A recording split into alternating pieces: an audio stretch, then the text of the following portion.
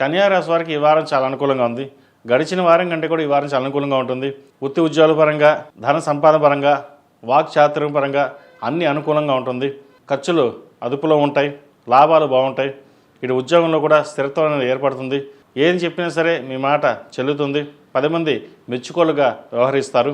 అదేవిధంగా అడ్మినిస్ట్రేషన్ రంగంలో ఉన్న వారికి చాలా అనుకూలంగా ఉంటుంది. ప్రమోషన్స్ వచ్చే అవకాశం ఉంది, లేదా ట్రాన్స్ఫర్ అయ్యే అవకాశం కూడా లేకపోలేదు.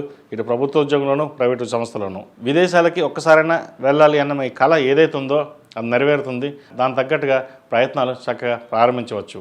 అదేవిధంగా ఖర్చులు అదుపులో ఉంటాయి కాబట్టి ఒక ఇల్లు కానీ, ఫ్లాట్ కానీ, లేదా ఆభరణాలు కానీ కొనుగోలు చేసే అవకాశం చక్కగా గోచరిస్తుంది.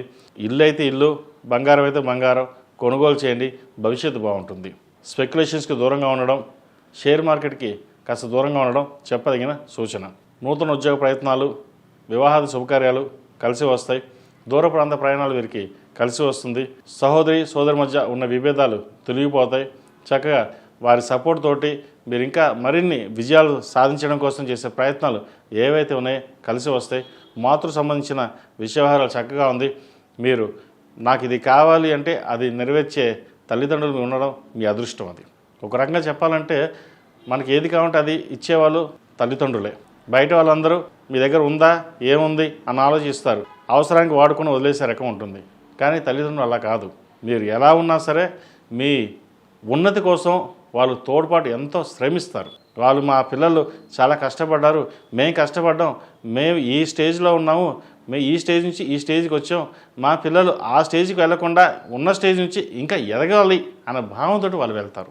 కాబట్టి ఏదైనా సరే తల్లిదండ్రులకి కాస్త రెస్పెక్ట్ ఇచ్చి చక్కగా చూసుకుంటే వాళ్ళ మరిన్ని విజయాలకి కోసం చేసే పూజలు పునస్కారాలు అవి మీకు అక్కడికి వస్తాయి.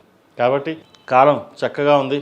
మంచి ఫలితాలు, విజయాలు అందించుకోవడానికి, అందడానికి అవకాశాలు బోలెడనున్నాయి.